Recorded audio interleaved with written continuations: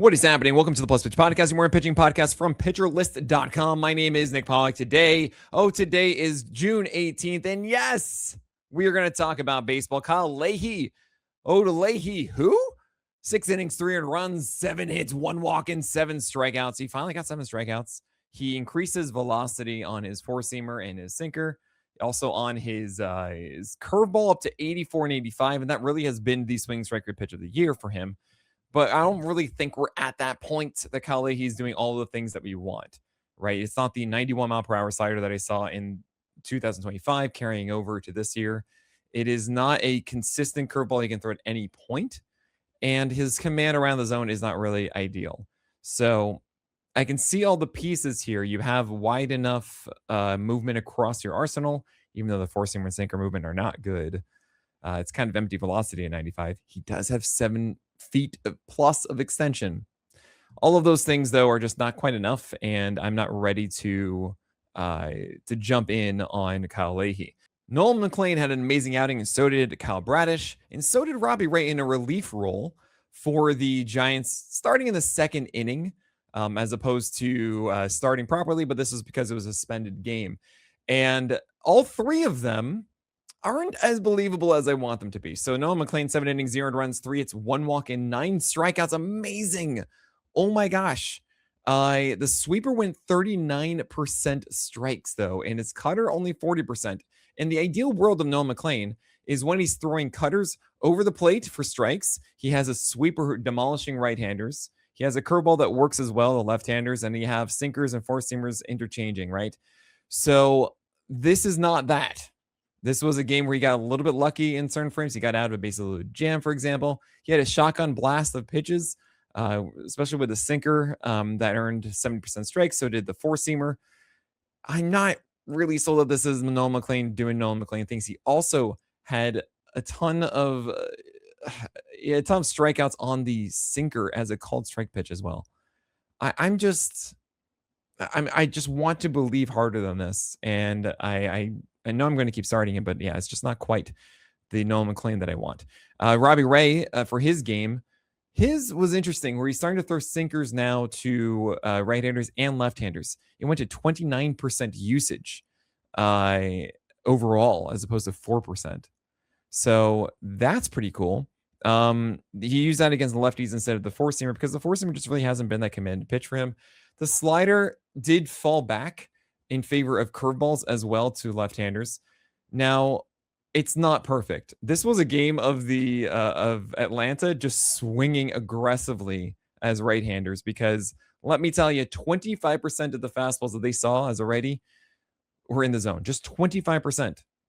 And then the other 25% of those strikes, because of their 50% strikes and those four-seamers and sinkers, were just chases because they were being impatient. He didn't even throw like the back foot slider effectively. It was strange. I'm not sold again on Robbie Ray. I feel like we want this to be the start that gives him the confidence, but I'm not saying, hey, cool, Robbie Ray is back to normal. Same thing with Kyle Bradish. Kyle Bradish had amazing whiff totals on his slider and his curve. The curveball had a super high velocity, all of a sudden 86 miles per hour with 16 inches of drop, and that is just unheard of. So good. And then you have an 89 mile per hour slider with 16 inches of sweep. Like, these are both amazing, but he's getting them almost always out of the zone, or the slider is just way too hittable at times. And I am sorry, not 16 inches of sweep, 12 inches of sweep, but it needs to be more reliable as a strike pitch instead of just chasing out of the zone. And what's actually kind of crazy is sinker had more backward strikeouts than his curveball or his sweeper alone. Wild, right? He had 5 backward Ks on sinkers around the edges. There was one that was somewhat in the zone, but the other ones were like right on the edges, and that is not sustainable either. So I don't really like Kyle Bradish having to throw tons of four-seamers and getting away with them to left-handers in the zone. I don't like it when both breaking balls go under 60% strikes. I do love all the whiffs, but I feel like that's an at-T situation. So again, not out of the woods. Peter Lambert had a great start against the Tigers, got a win, 7 innings, 1 run, 2 hits, 0 walks, and 5 Ks. This was a little concerning. I know I'm being so negative on all the good ones, but Peter Lambert was down at least a tick, if not two. And also, not only the velocity was bad, but he couldn't command. It was donut command, like right down the middle, or like a shotgun, like outside the zone. And when you think about having some sort of injury, you think, oh yeah, you can't command it and also lower velocity. I'm not saying that that's exactly what this is, but those are two of the flags that you normally see. And I'm glad that he got through this one. Maybe I'm big braining it. And yeah, he's going to be a questionable start for a date in Toronto moving forward. But yeah, Peter Lambert in the Dome of Houston was not as exciting as I wanted him to be. Eduardo Rodriguez, though, did all the things right. Like he threw four seamers upstairs easily to right-handers, changeups down and away. That was good. 7 innings, 1 run. Got the win against the Angels. Gets at St. Louis and at Tampa Bay and then Milwaukee. And like, yeah, he's a Toby. Sure, that sounds cool with me. Braxton Ashcraft did the things you wanted him to do. Even though we're just seeing like the curves to lefties and sliders to righties and not as much in between as I wanted. That is, it's all good here. It was at Sacramento Verde also, which is great for Brash Axcraft, which is the name I wish I could give myself. All right, 6 innings, 1 run, 4 hits, 3 walks, 7 Ks for him. Luinder Avila had the great bamboozling of Kansas City last Friday. That was both Tatsui Imai and Avila getting removed at 0.2 innings, allowing, I believe it was 14 earned runs between them and 13 earned runs credited to them. Insanely bad. But the other 3 games for Avila, including this one, have been at least 5 innings of 1 earned run on the dot. That's 5.2 innings, 1 earned run, 3 hits, 1 walk, and 5 Ks here. And I love that we saw Avila have confidence with the back foot slider to left-handers. 6 over 19 whiffs to left-handed batters is really cool. I don't quite get how this 89 mile per hour slider is a 6 mile per hour difference from his 83 mile per hour curve, which have like the same movement. Don't understand. He did not throw fastballs over the plate at all. He really just avoided them completely and let his breaking balls do the work, which is fine. But I don't really buy into it for a long-term play here unless he's holding that 89 mile per hour slider velocity, which I don't think he will. So consider him a two-step for deeper formats at Tampa Bay and at Chicago next week, but I'd say it's too risky for 12-teamers. Griffin Canning against the Cardinals came in relief as he had an opener, and it was 4.1 innings and 1 run, 4 hits, 3 walks, 2 Ks. Nice, you got to win. Consider him as a vulture arm if they consider to do this in San Diego, but it's not really anything that I would chase. Sandy Alcantara against the Phillies got the win. 6 innings, 2 runs, 8 hits, 1 walk, and 6 strikeouts. 18 whiffs. Man, 18 whiffs for Gallup. Oh my gosh. It's because the changeup and cutter each went 70-plus strikes and also 12 or 54 whiffs between them. Oh my gosh. That is so good. He also had the 88, 89 mile per hour heaters, but he didn't locate them well enough. And it led to 50% foul balls on those four-seamers. That is not ideal. So there's always something wrong, right, with Sandy Alcantara in each of these. I mean, this is a 1.5 whip after all. And I don't want to say that he is completely just fixed and great and amazing, but yeah, we're going to keep rolling with this against the Rangers and St. Louis. Javier Asada came through as my stream pick of the day. 5.2 innings of 2 runs, 5 hits, 0 walks, 1 strikeout. How am I supposed to buy my bread with this? But he's like the pepper. You don't want to put the pepper on the bread. You know, he's for other things. And this is just solid. He's a Toby. He gets the Mets next. Sure. If you don't need strikeouts, that's fine. You have Jake Bennett looking kind of interesting. He went 5.1 innings of 2 runs, 3 hits, 0 walks, and 5 Ks. He saved his four-seamer to right-handers for deeper in counts, which was about 60% in 2 strike counts. And guess what? 24% swing strike rate. He had 3 strikeouts on that four-seamer at just a 20% zone rate. Now, that does put too much pressure on the sinker inside the zone over the plate, which I don't really like against right-handers. And he has a changeup that can be good underneath it. He is at 94, Jake Bennett now, not 92. That's cool. I'm not really buying into this at the moment, though. I need to see more of this kind of success. And now he gets cores in the Yankees. So, yeah, absolutely not. But I am curious to see if he holds the 94 with this approach that he's worthwhile holding or not holding on to, but grabbing for at the Angels after. There's Carson Wisenhunt, who came in for game 2 of that doubleheader with Atlanta and the Giants. Came out as a bullpen game opposite Robbie Ray in the first one for Atlanta. And it was 5 innings, 200 runs, 6 hits, 2 walks, and 2 strikeouts for Wisenhunt. He was around like 96 in the spring. That got me like, oh, this is kind of interesting. And now he's at 92, 93. And yeah, no, it's a swatch lifestyle that is just not good enough unless you're doing more with the four seamer. Okay. Changeup isn't that good. Speaking of another guy with has a swatch, but a little bit different, is Shane McClanahan, who had the 96-97. Actually, it was 97 for the second straight game. However, that's another bad one. It was 3.2 innings of 200 runs, 3 hits, 5 walks, and 3 Ks against the Dodgers. And what happened? Oh, no. He's throwing harder, but it doesn't matter how hard you throw ball 4. Ain't that right, Washington, D.C.? Yes, 38% strikes on the four-seamer and 33% on the changeup. My gosh, the two most important pitches for Shane McClanahan. So that isn't fun. However, he is throwing harder now for 2 straight. And I get the feeling that McClanahan's realizing something in his arsenal or his mechanics, like, oh, I fixed the thing. Now I can throw harder with ease. But now there's some other adjustment that needs to be made. So I'm excited about this. It's the Royals and the Diamondbacks next. I would be holding on to it.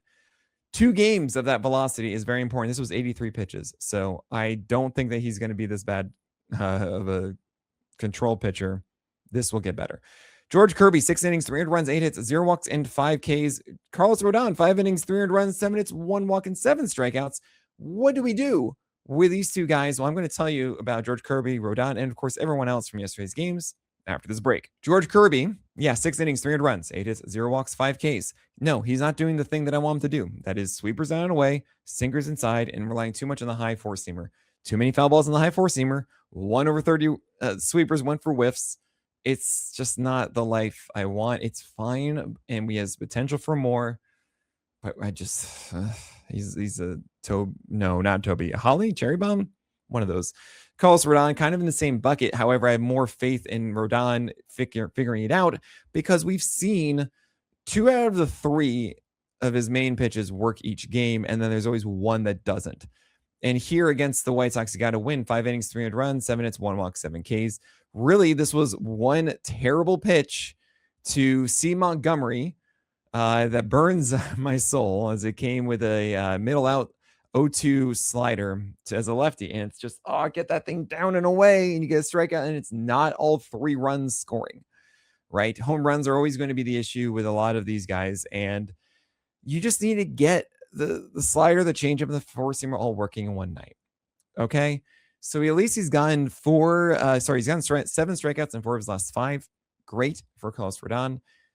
But yeah, I mean, it's just a matter of time. I believe that this will be fixed. Okay, you have Casey Mize against the Astros coming back from the IL. He did go 86 pitches in 4.2 innings, 300 runs, 6 hits, 1 walk, 3 Ks.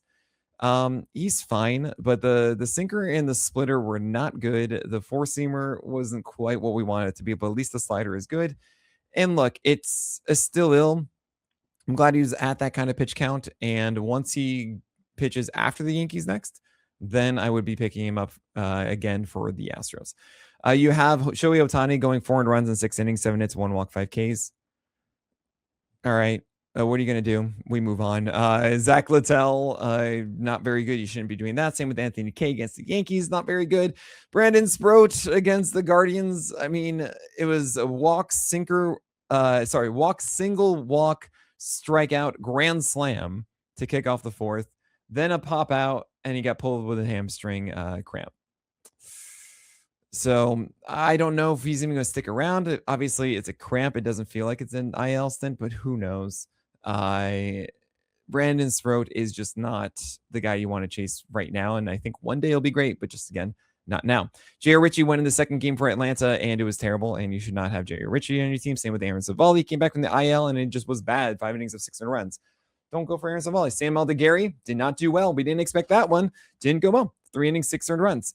Andrew Painter now in the minors. It's 2 innings of 600 runs. I wonder what the Phillies are going to do. Maybe it's Alan Rangel, who last time I checked was a 19-inch vert guy, but super, super high attack angle with a slider. And I wonder if there's more now, but I would not be going for that.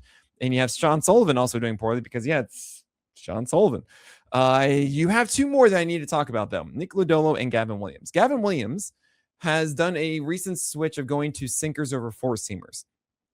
And it hasn't quite worked super well. I mean, for a little bit it did, but now I think it's starting to catch up to him. 5 innings of 700 runs, 7 hits, 2 walks, and 4 Ks. So yes, he did allow 2 home runs again, but it was just 3 runs of the 7.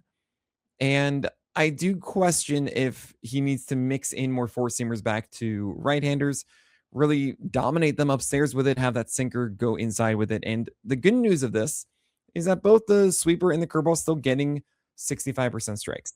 So I think that this is just a moment of adjustment for Gavin Williams. I am not afraid to start him out there moving forward. And Nick Lodolo got singled out. He also didn't have a 50% strike rate on his curveball, absolutely, but he should not have 11 hits. He got totally Koufaxed out of this.